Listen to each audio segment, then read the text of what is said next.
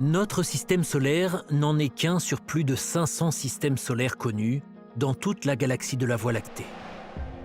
Le système solaire est né il y a environ 4,5 milliards d'années, lorsqu'un nuage de gaz interstellaire et de poussière a explosé, donnant lieu à une nébuleuse solaire, un disque tourbillonnant de matériaux qui sont entrés en collision pour former le système solaire. Le système solaire est situé dans la constellation d'Orion. Seulement 15% des étoiles dans notre galaxie accueillent des systèmes planétaires, et l'une de ces étoiles est notre Soleil. 8 planètes tournent autour du Soleil. Les planètes sont divisées en 2 catégories, en fonction de leur composition tellurique et jovienne.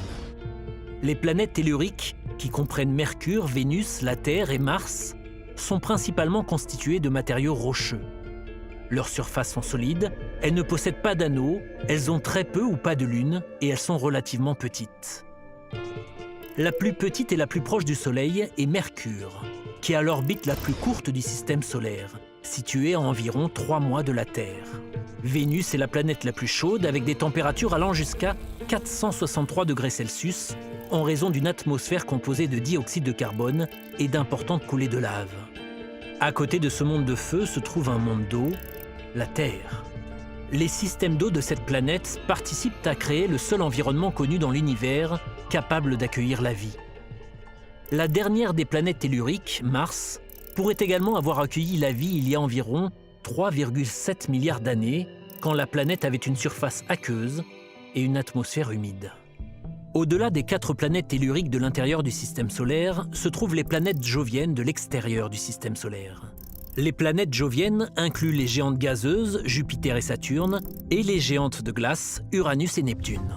Les géantes gazeuses sont principalement constituées d'hélium et d'hydrogène, tandis que les géantes de glace contiennent également des roches, de la glace et un mélange liquide d'eau, de méthane et d'ammoniac. Les 4 planètes joviennes ont plusieurs lunes, un système d'anneaux et n'ont pas de surface solide. Elles sont immenses. La plus grande jovienne est aussi la plus grande planète du système solaire, Jupiter.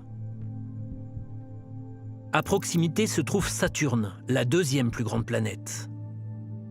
Ces anneaux, très identifiables, seraient assez larges pour tenir entre la Terre et la Lune, mais font à peine 1 km d'épaisseur. Au-delà de Saturne se trouvent les géantes de glace Uranus et Neptune. La plus grande de ces géantes, Uranus, est célèbre pour sa rotation sur le côté. À côté d'Uranus se trouve Neptune, la planète la plus extérieure du système solaire et aussi l'une des plus froides.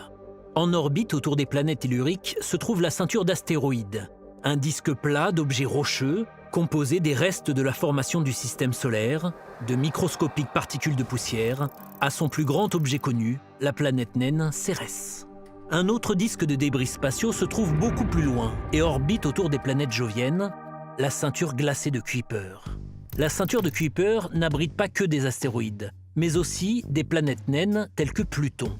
Elle est le lieu de naissance de nombreuses comètes. Au-delà de la ceinture de Kuiper se trouve le nuage de Oort, un vaste ensemble sphérique de débris glacés.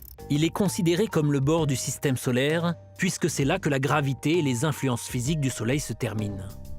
Notre système solaire, ses planètes et autres objets célestes tournant autour d'une même étoile qui leur donne vie, demeure un endroit spécial que l'on appelle maison.